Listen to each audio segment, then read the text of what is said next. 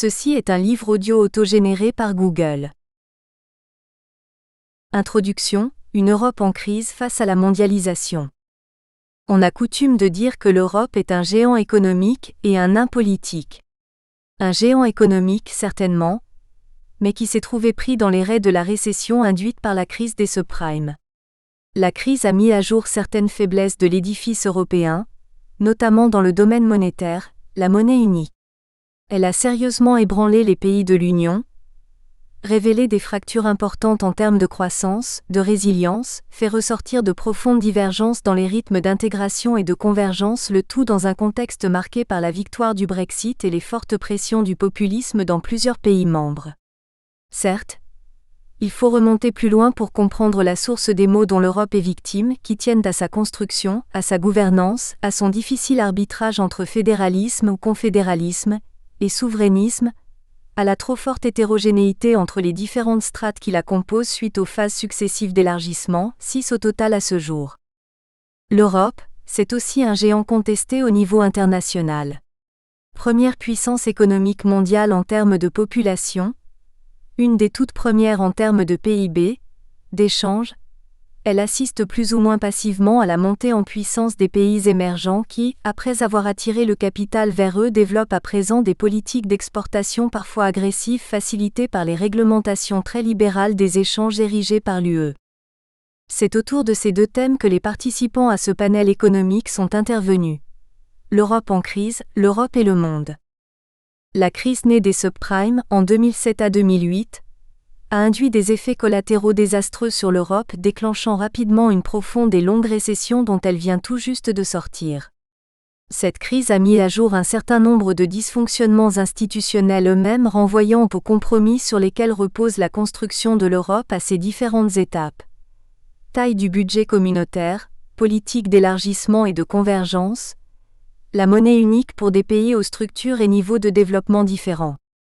Des politiques budgétaires autonomes entraînant d'importantes divergences en termes de fiscalité, ont alimenté le dumping social entre les pays de l'Union entretenu par les derniers arrivés.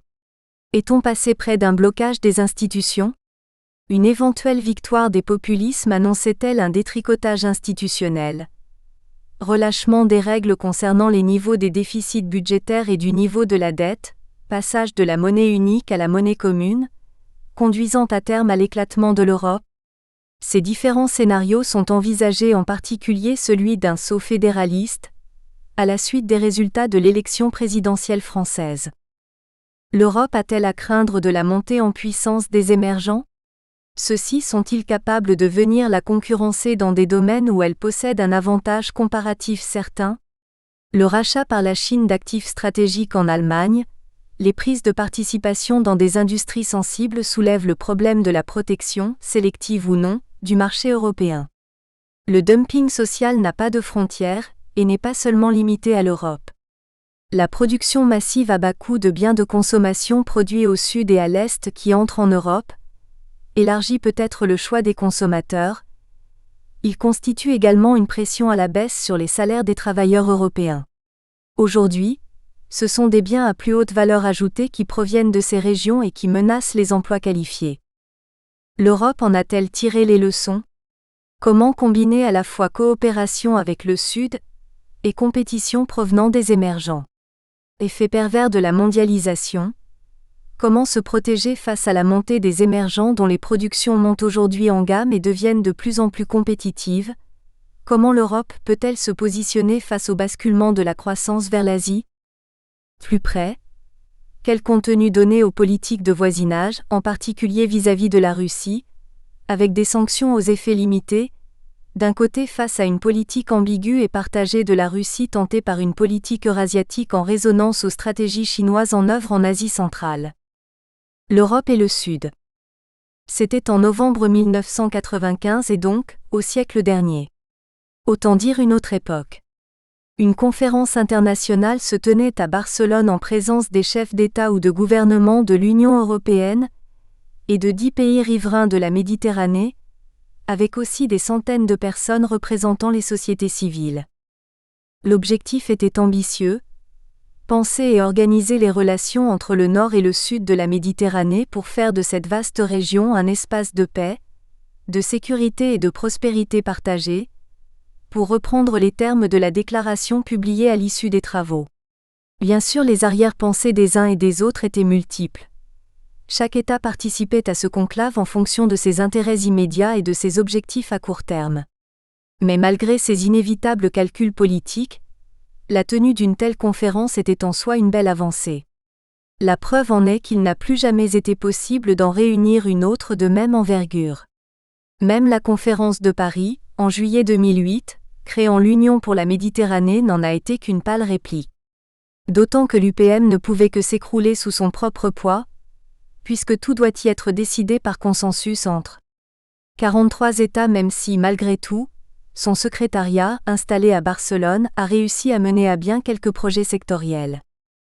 22 ans après, que reste-t-il de Barcelone et des innombrables initiatives qui ont été prises pour tenter d'en réaliser les objectifs?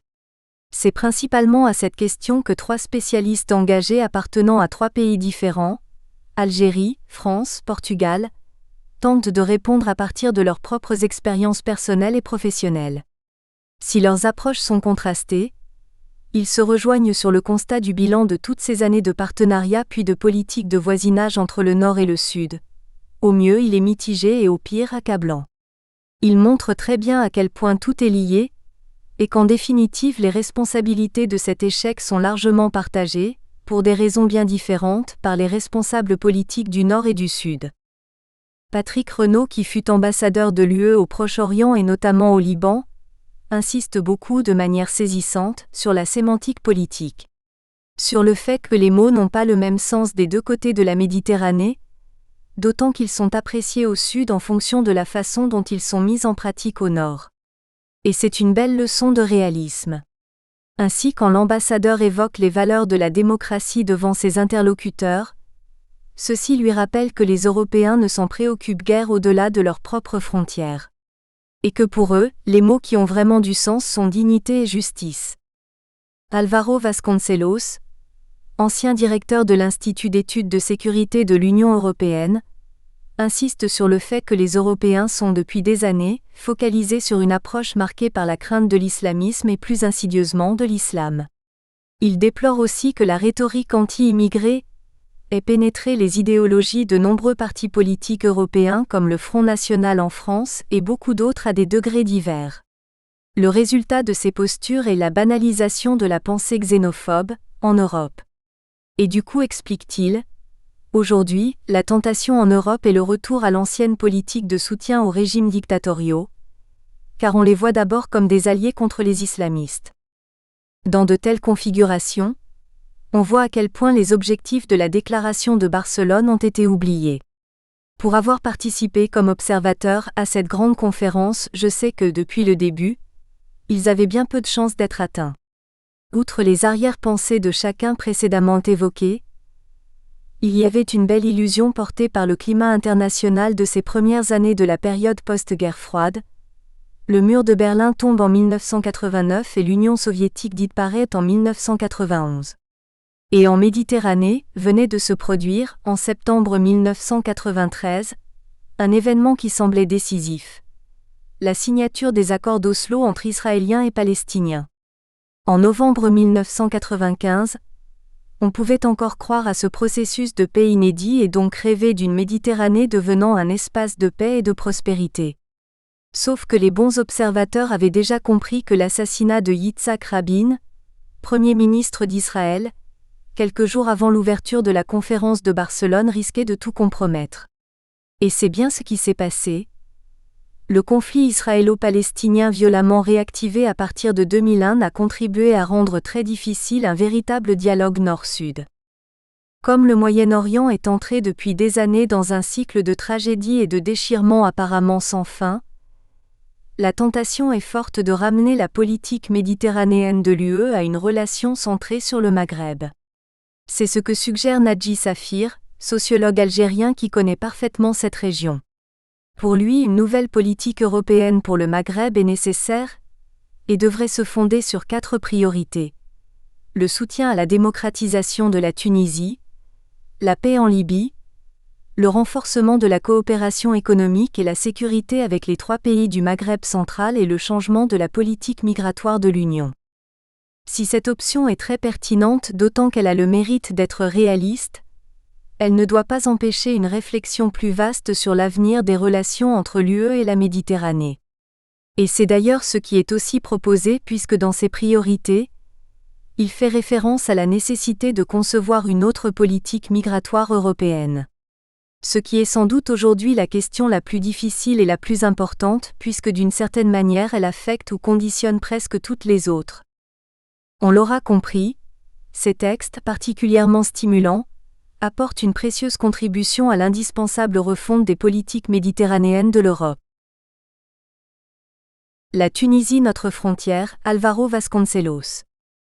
Les révolutions démocratiques de 2011 dans le sud de la Méditerranée, que j'appelais vagues démocratiques arabes, ont échoué partout, à l'exception de la Tunisie. Mais est-ce que l'esprit qui soufflait alors du Maroc au Yémen a disparu? Est-ce que l'exigence de la dignité et de la liberté qui a soufflé de Tunis à Taïr, d'Alep à Benghazi a été remplacée par la nostalgie des anciens régimes nationalistes arabes et le soutien aux dictatures au nom de la stabilité?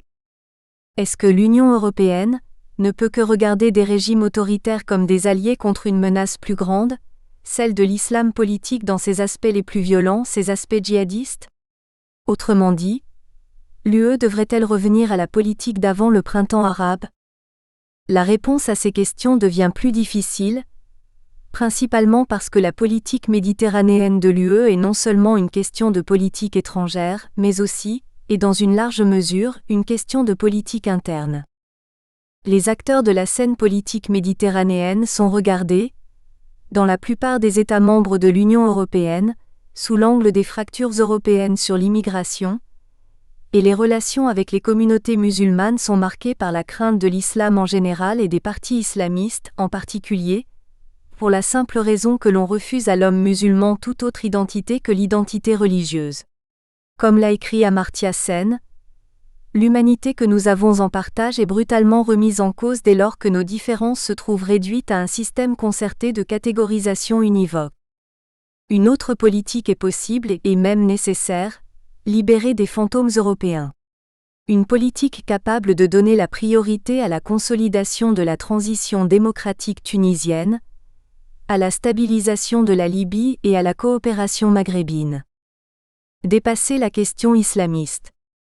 La principale difficulté d'une politique méditerranéenne cohérente et efficace de l'Union découle du fait que les politiques intérieures de plusieurs de ses États membres ont été dominées par le discours anti-immigré, en particulier les immigrés des pays du sud de la Méditerranée, ainsi que par la peur de l'islam politique. L'émergence de la question de l'émigration dans le débat européen date des années 80, bien avant la crise économique provoquée par la Grande Dépression de 2008. En effet, les courants xénophobes anti-émigrés sont apparus dans les années de croissance économique en Europe.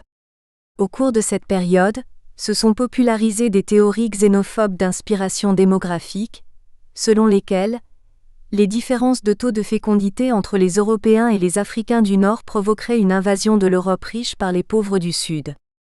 La rhétorique anti-immigrée est entrée dans la rhétorique du Front National et d'autres partis d'extrême droite, trop tôt. En 1992, 2 ans avant que Huntington ne publie sa théorie du choc des civilisations, un dirigeant du Front National a affirmé que l'identité culturelle de la nation française est menacée parce qu'elle s'avère incompatible avec la culture musulmane et africaine des nouveaux immigrés, une incompatibilité que renforce l'utopie politique d'intégration et d'instauration d'une société pluriculturelle que professe le milieu médiatico-politique. Nous étions encore à 9 ans du 11 septembre, mais la banalisation de la pensée xénophobe, anti-immigration musulmane, avait commencé déjà à faire son chemin. Cependant, ce qui paralyse vraiment la capacité de l'Union européenne à élaborer une politique cohérente en Méditerranée, c'est la combinaison des craintes collectives des immigrés musulmans et sa manipulation par des dirigeants politiques, en particulier après le 11 septembre. Beaucoup en Europe, y compris les dirigeants politiques insoupçonnés, ont vu dans la théorie du choc des civilisations de 1993 de Samuel Huntington la confirmation de leurs propres convictions. Plusieurs États ont commencé à inclure la migration comme une menace dans leur doctrine de sécurité. La crise des réfugiés de 2015 a vu refaire surface tous les sentiments xénophobes et anti-immigrés. Avec un débat sémantique révélateur.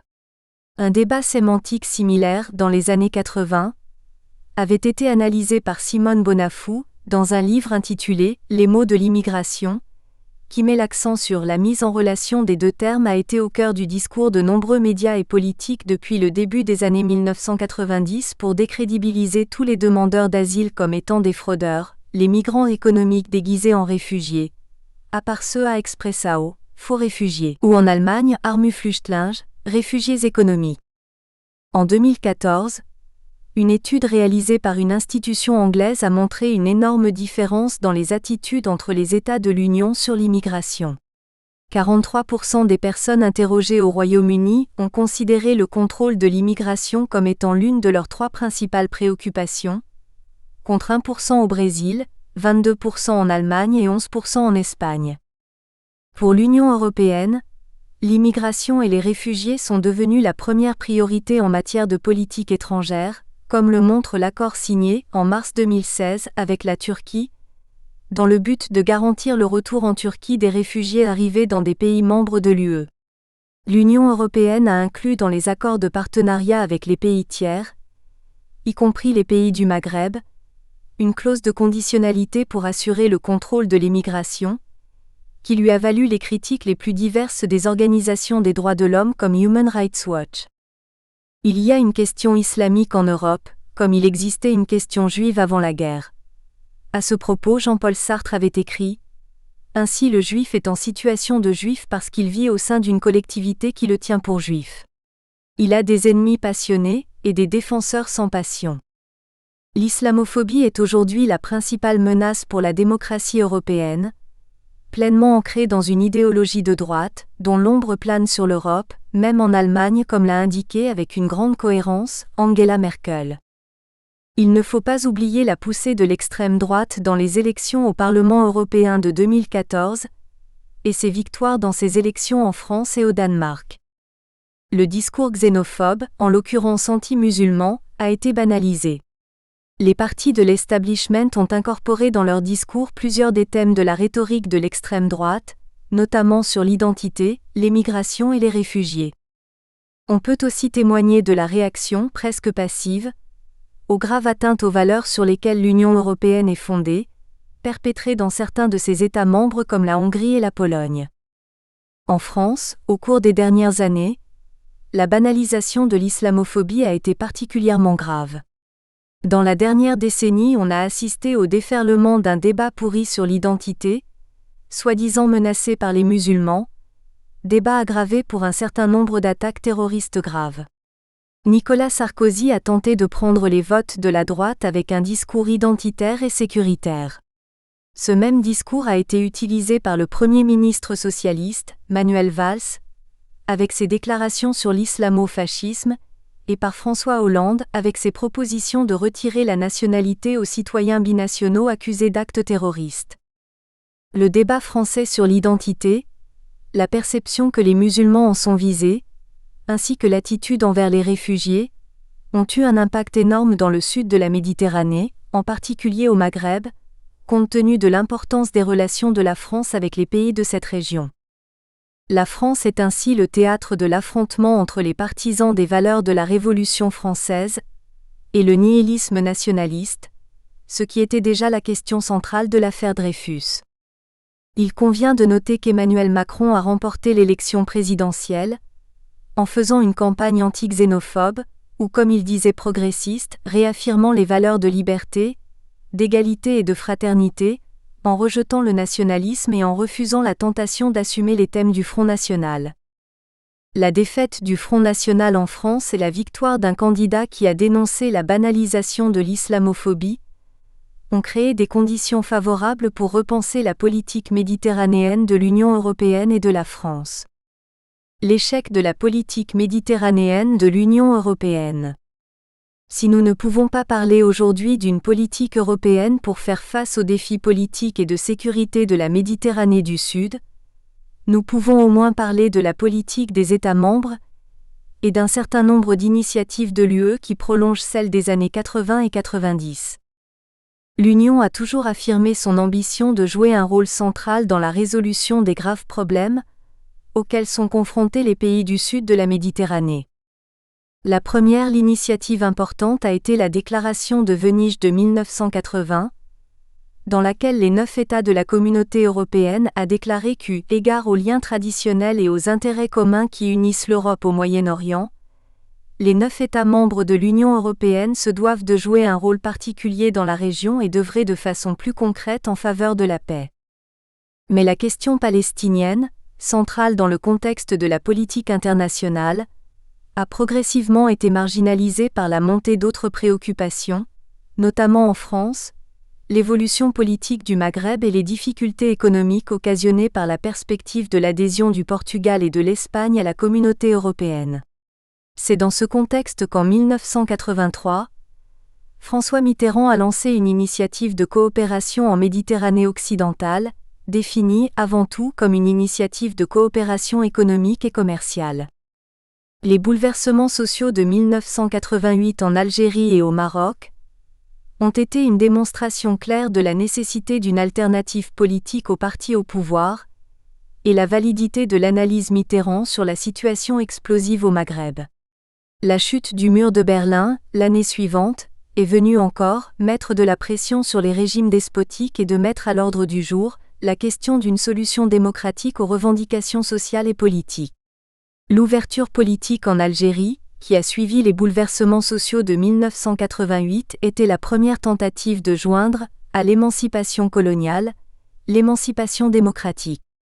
La victoire du FI, en 1990, dans des élections municipales et dans le premier tour des élections législatives algériennes de 1991, a été la démonstration que les courants nationalistes arabes ne sont plus en mesure de répondre aux nouvelles demandes sociales et politiques des citoyens des pays du sud de la Méditerranée. Les islamistes ont pu revendiquer être la véritable alternative. Le coup d'État militaire en Algérie, qui a mis fin au processus électoral, et la répression sanglante des islamistes ont plongé l'Algérie dans une guerre civile qui a fait plus de 200 000 morts et a fait échouer l'ouverture démocratique. La réaction européenne au coup d'État militaire, considérée comme un moindre mal par le gouvernement français de François Mitterrand, a fait naître un dilemme éthique que les politiciens européens ont réglé avec la formule « mieux avoir la stabilité autoritaire que l'alternative islamiste ».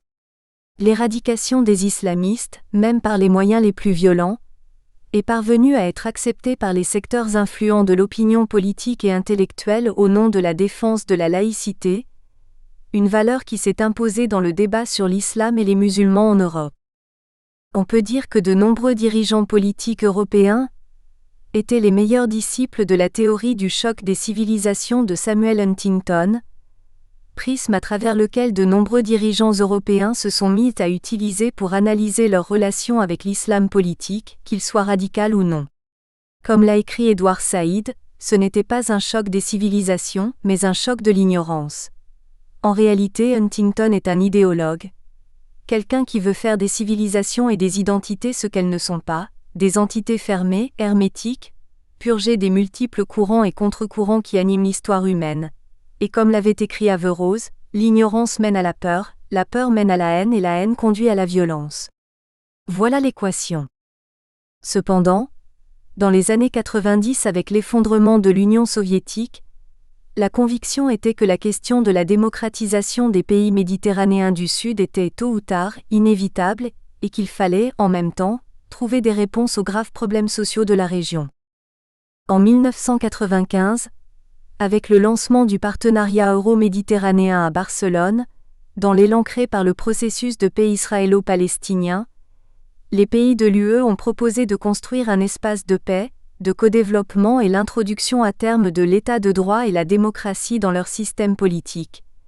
L'objectif qui a été vite oublié par la majorité des signataires.